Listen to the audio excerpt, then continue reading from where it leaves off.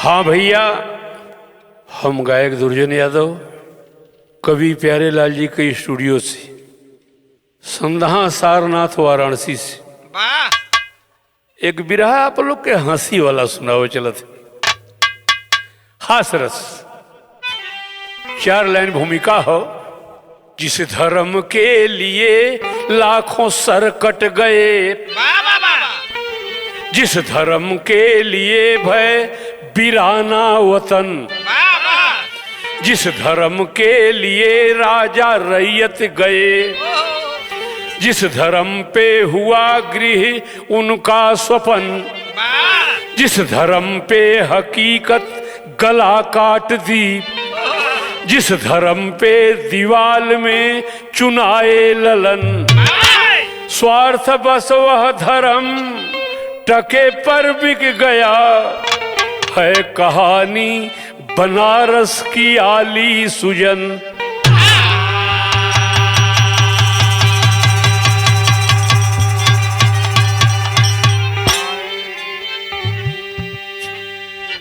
पुराने जमाना का बात हुई। चलली सजनवा, चलली सजनवा से रूठ के धोबिनिया, पहुंची बनारस में जाए। बड़ा है विख्यात काशी का धर्मशाला, घुसी उसमें ब्राह्मणी ने बता।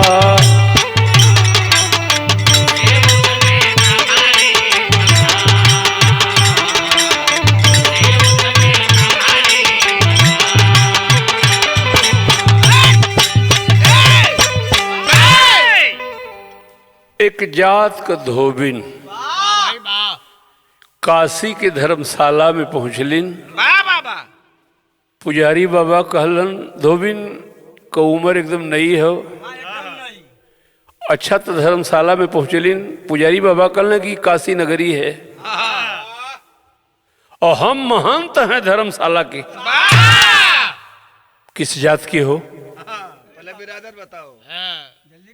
धोबिनिया कलश है साहेब, ए बनारस नगरी में भोले बाबा का नगरी है, झूठ बोलो तो हमें कोड़ हो जाई। हम जात का पंडिताइन पढ़ब।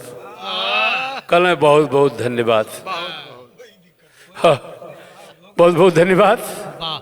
अच्छा ताला कुंजी जितना धर्मशाला का तो ही रखा, सारी व्यवस्था खाना पानी का तोरे जिम्मे हो। तो राजेश भैया ये तर्ज लगल फिल्मी गीत हो।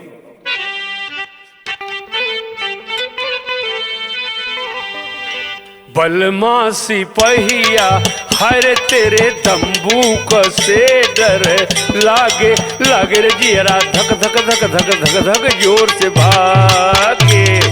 बलमा हर तेरे तंबू को से डर लागे, लागे रे जियरा धक धक धक धक धक धक जोर से भागे। अरे बलमा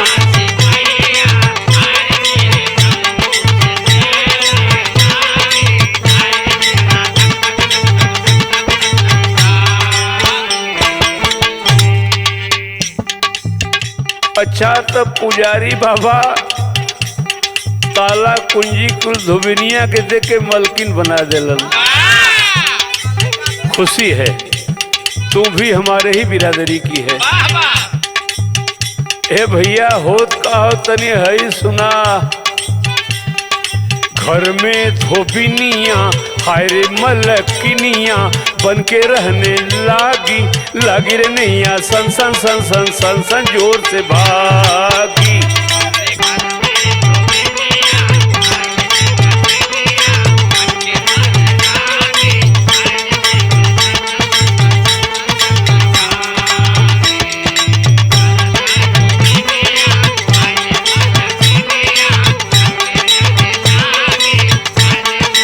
सन सन सन सन सन जोर से भाग।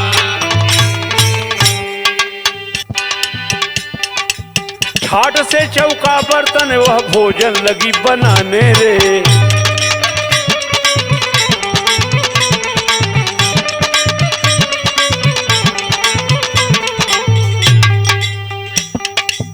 बड़ा आदर पूर्वक बाबा जी को लगी खिलाने रे।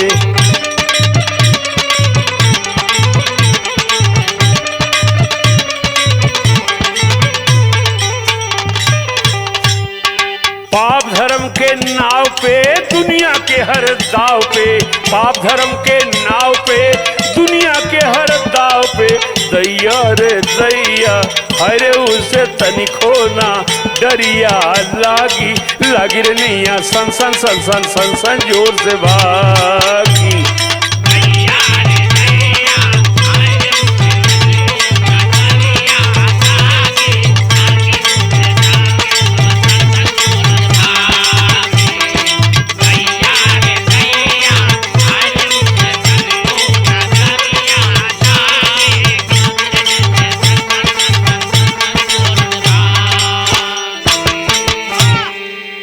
ए भैया धर्मशाला का काम बढ़िया चले लगा।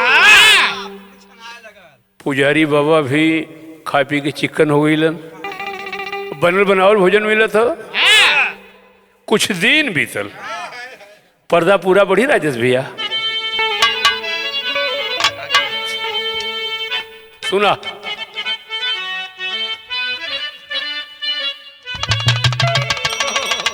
कुछ दिन बीतल हो राजेश भैया।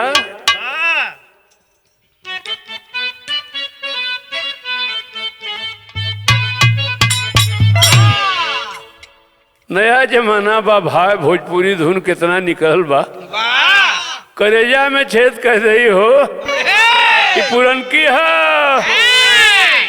गोरिया अखिया में लगावे मर कहवा कजरा।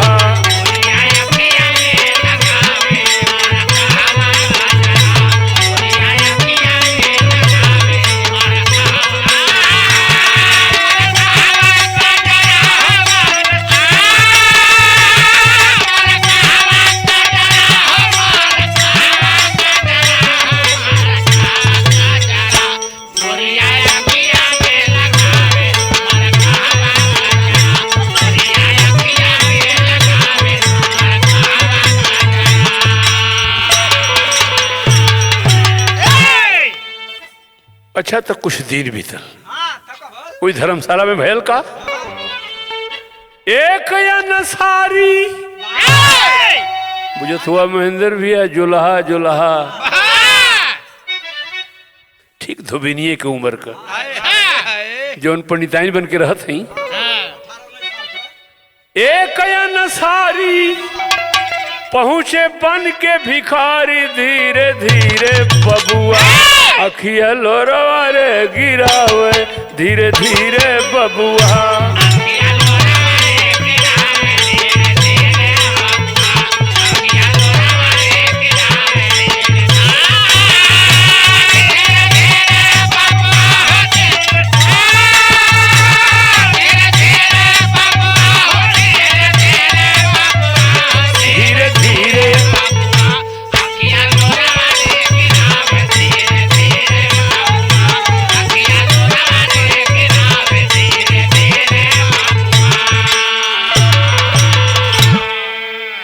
धर्मशाला में हल के पुजारी बाबा के लगे रोए लगलन। बड़ा दयालु रहना पुजारी बाबा। अरे बेटा क्यों रो रहे हो? नहीं नहीं सुनो, रोना अलग है। बिरादर कौन हुआ? हाँ मंदिर हो, वो बनारस नगरी हो। बोलल बेईमानवा, अरे बोलल बेईमानवा हमहू बाटी हो बभनवा, धीरे धीरे बबुआ, धीरे धीरे बबुआ रही रही पेटवा रे देखावे, धीरे धीरे बबुआ।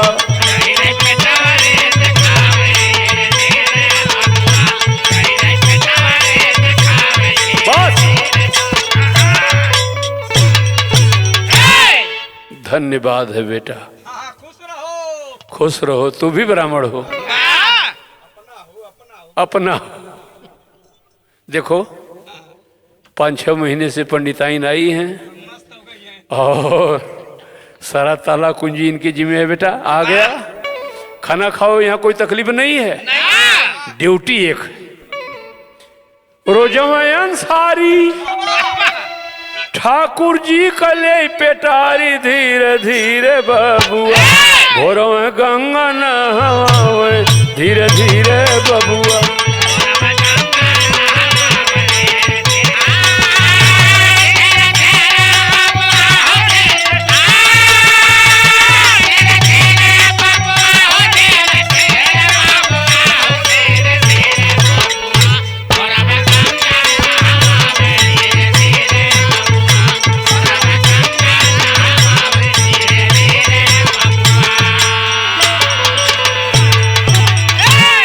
ब्राह्मण हो अपने हो लाल, और तोहके इतने ड्यूटी दिया था कि ठाकुर जी का मूर्तिया जौन बा बिनसारा के गंगा जी नहवा दिल करा,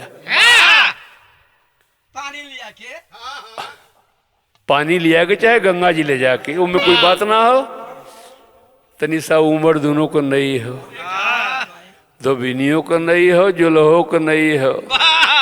तो कवि एक धुन लिखलन, कवि जी का लिखलन, तोरे हमारे घरे राजेश भैया मेहरारू गावे ली, कब गावे ली, दूर पूजा पर गावे ली के करी बांसिया गाहा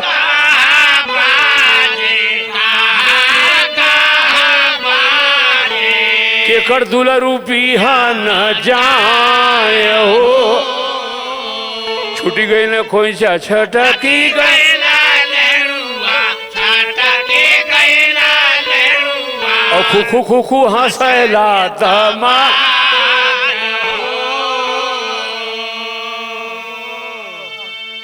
ये मूर्ति नहवावत हूँ, खैका बनावत हई, बीतल जब 1 साल और दोनों को उम्र नहीं है।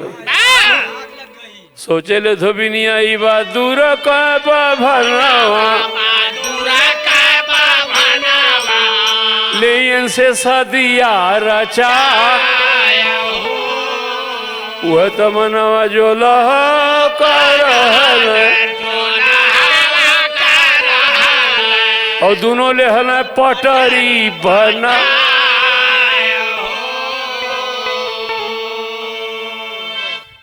काशी की धर्मशाला में पुजारी बाबा से बड़े ईमानदार थे दोनों।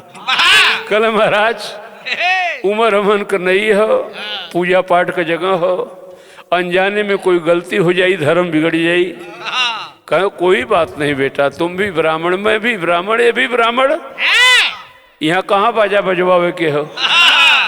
जयमाल डलवा दिल, शादी करवा दिल। धोबिनिया ये फेर में बा कि चला जब भगवान करी है तो करी है, पंडिताइन तो बतौले है, और जो लहवाए फिर में कि जब करी है तो भगवान करी है, यह कहाँ जाना था। तो कभी जी बिरहा का टेरी लिखत हूँ,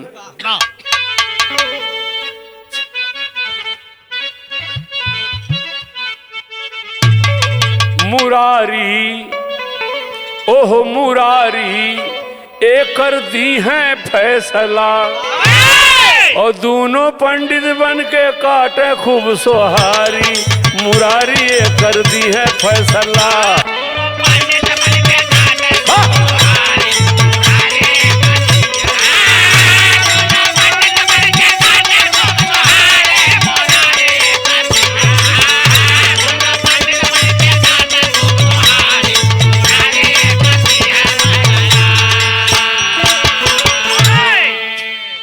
ना कोई जाने भेदभाव को, केवल साक्षी है भगवान।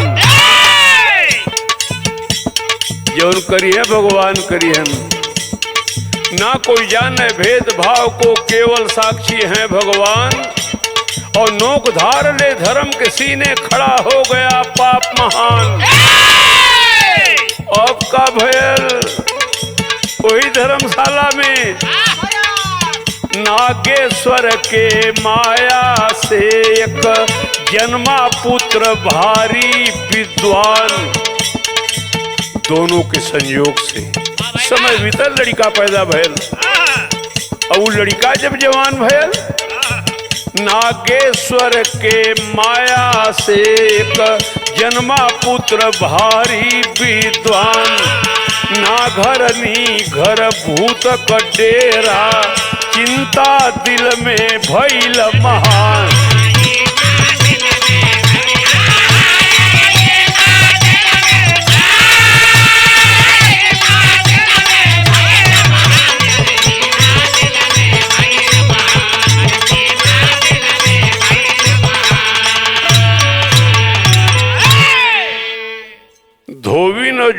के संयोग से धर्मशाला में एक लड़का पैदा भेल।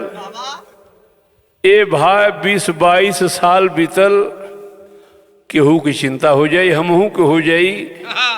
अपने में दोनों प्राणी राय करें कि हमहन का तो धर्मशाला में ओल्हानी आवत बा, लड़का हमार विद्वान बा, इहो बढ़िया से कथा कहते बा धर्मशाला में, उठे यहू को बियाह हो जात।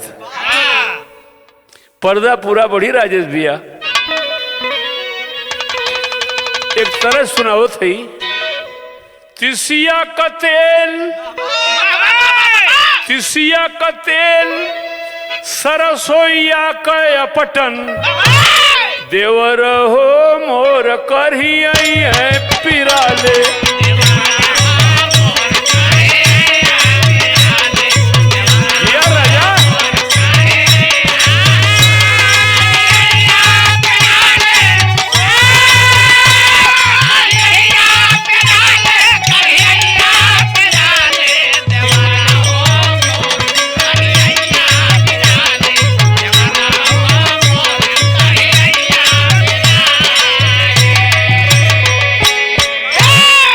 भैया दोनों प्राणी बड़ा झंखर में हूँ कि अमन को ओल्हानी आवत बा धर्मशाला में, बेटवा हमारे इतना विद्वान बा, यहू कैसे बियाह हो जात। बारे शंकर जी का तो हर माया है भयल का। अरे लड़की जवान लेके अइला एक मिस्तर, समैया कह लागल चक्कर हो बाबू।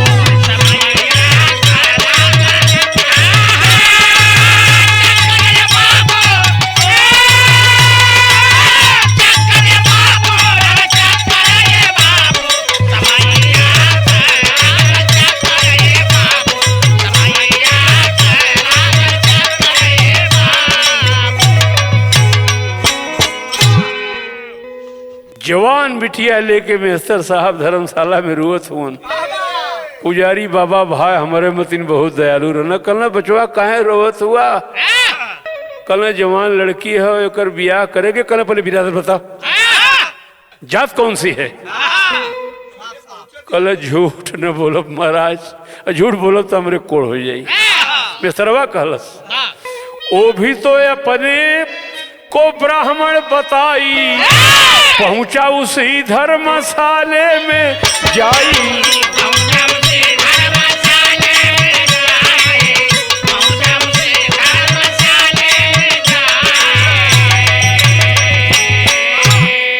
ब्राह्मण हूँ साहब, हम ब्राह्मण हूँ, रह कै मिलत जो की अवसर हो बाबू, समैया कै लागल चक्कर हो बाबू।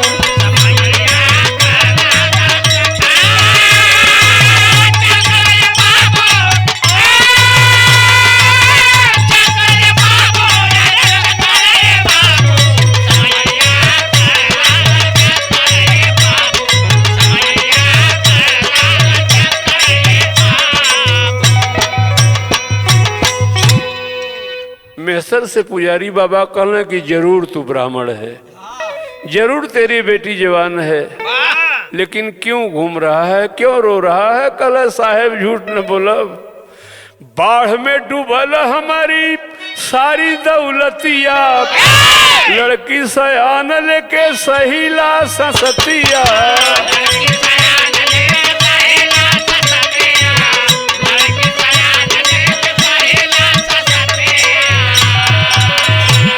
करदा नजर भरी परवर हो बाबू, समैया कै लागल चक्कर हो बाबू। खेती बाड़ी घर द्वार बाढ़ में डूब गए, कोई ठिकाना नहीं है। जवान लड़की लेके परेशान है। कल बेटा रहो यहीं रहो, यहाँ क्या कमी है? अच्छा तो यह लड़कवा के बियाह चाहते हो? उनको पुजारी सब दिनों ठेकाना, और लड़की के देख हुआ लड़का दीवाना।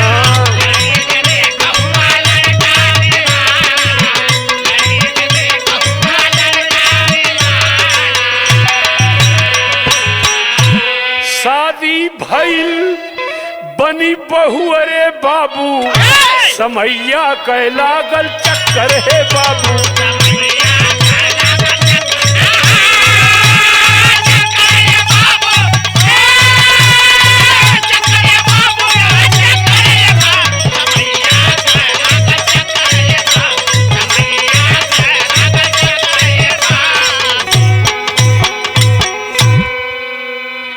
ब्राह्मण बता की मेस्तर का लड़की का शादी वो लड़का से भइल जौन धोबी न जोलहा से पैदा रहल।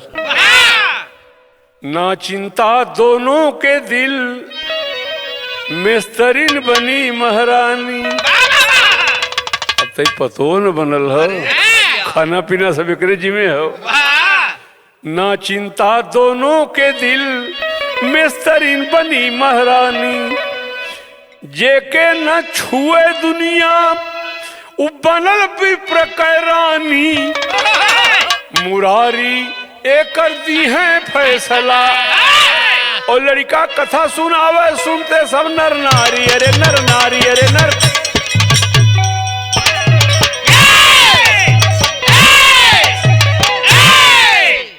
काम बढ़िया चलत। लड़का धर्मशाला में, लड़का बहुत विद्वान है। पुजारियों बाबा का तो बुढ़ौती ढेरा है गिलो, कथा वाला काम रोज लड़कों संभाल लेलस। एक दिन प्रवचन पर लड़का बैठल हो आसन पर, बनारस के लोग जुटल हुन। कथा धोबिनियों सुनत हो, कथा जोलहो सुनत हो, कथा मेस्तरो सुनत हो। तो कथा में लड़का कोनो गंदा बात ना कहत रहलन। वो अपने प्रवचन में यह बतावत रहलन और सबसे बड़ा दोषी का हवे दुनिया में। बहुत अच्छा। और सबसे बड़ा दोषी का हवे दुनिया और जे की अपन जात पात बदल रे कवा।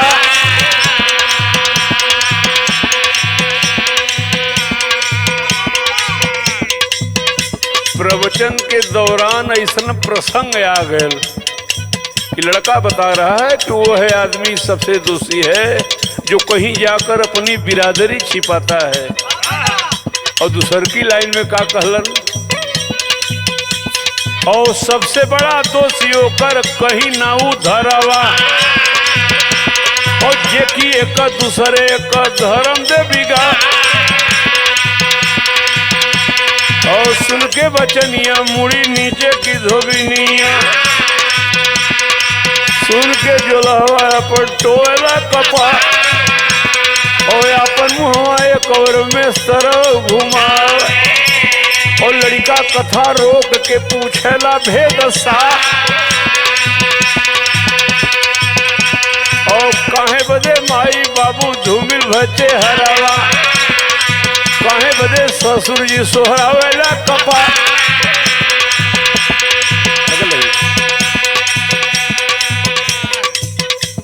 माता पिता सास ससुर प्रवचन में कोनो गंदा बात तो ना कहत रही। आप लोग को चेहरा बिगड़ गए हो। देखा हो राजेश भैया, पाप उदय होला तो ऐसे होला। प्रवचन में भीड़ जुटल हो, अब धोबिनिया अपन बयान करत हो और सुन के बचनिया धोबिनिया बोली उठ के, माफ कदा बचवाए में गलती बा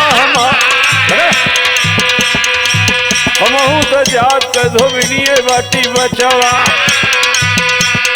तोहरे बाबू पांडे जी का धर्म दी बिगा। सुन के बचनिया जो लहो बोलल उठ के, माफ कदा बचवाए में गलती बा और हमहू तो जात का जो लहवे बाटी बचवा। कबले में सरवो कहला ललका और हमहू तो जात का में सरवा ही बचवा। तोहरे सहारे बाटी बचिया हमार।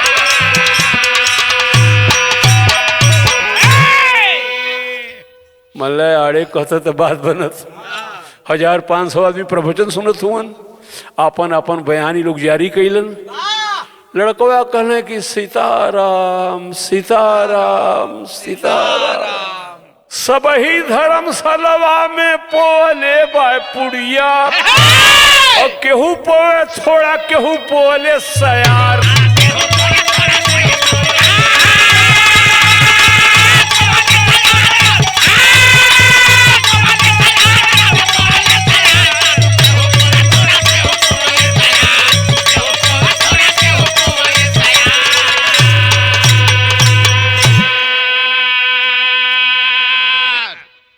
पुरानी कहावत हो भाई विराहत हमार सुनते हुआ, बात का चुकल मर्द और डार का चुकल बंदर केहरों को होलन ना।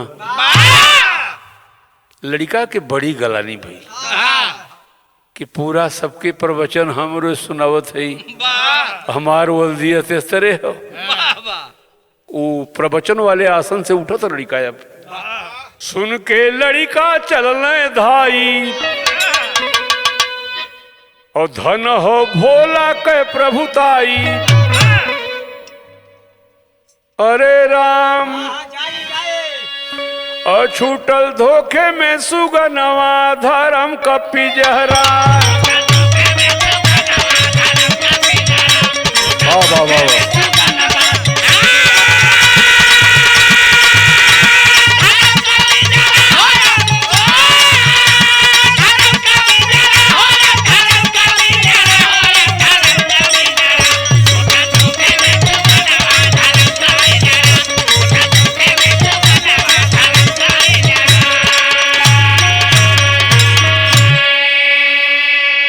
आसन से उठ गए, सोचते चल दिया माई धोबिन बाप जोलाहा बिलन में तरी नार।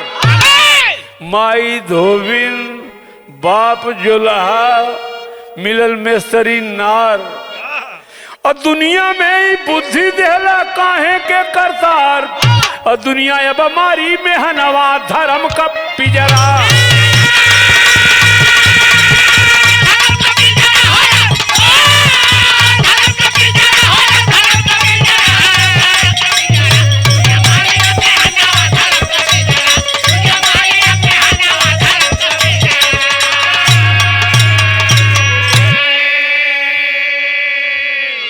गंगा जी में डूब के लड़का अपन जान गंवाई, लेकिन वो मेस्तर की लड़की भी गर्भवती हो चुकी थी। गंगा जी में डूब के लड़का अपन जान गंवाई। उस लड़के की आत्मा लड़की के रूह में गई समाई। रहने गर्भे में ललनवा धर्म का पिजरा।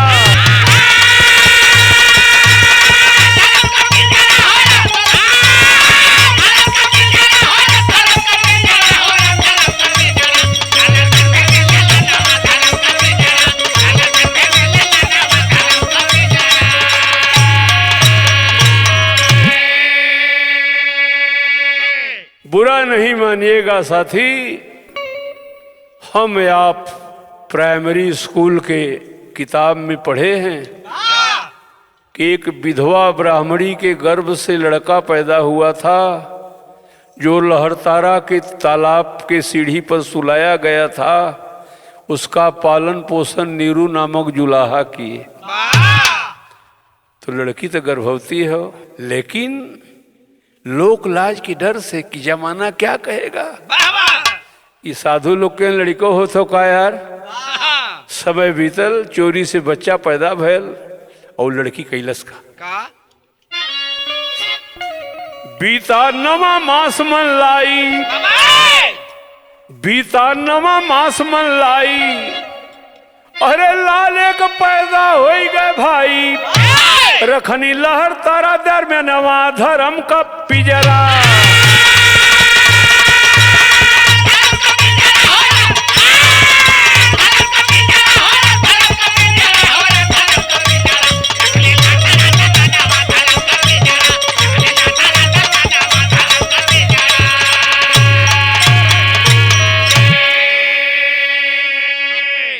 चोरी से लोकलाज के डर से लहर तारा के तालाब पे सीढ़ी सुता दिलनी। गाना हमार खत्म हो, बूझे वाला बूझ गए हुई हन। सुन ले हुआ वो गाना कहत कबीर सुनो भाई साधो, दुनिया 1 नंबरी तो हम 10 नंबरी। गुरु बिहारी गुरुपत्तू कहे खत्म हुआ विस्तार, कवि सरजू कहे दुनिया में भय कबीर इजहार। मुरारी ये कर दी है कविवर सिमूरत का नई नई लहदारी, मुरारी ये कर दी है फैसला।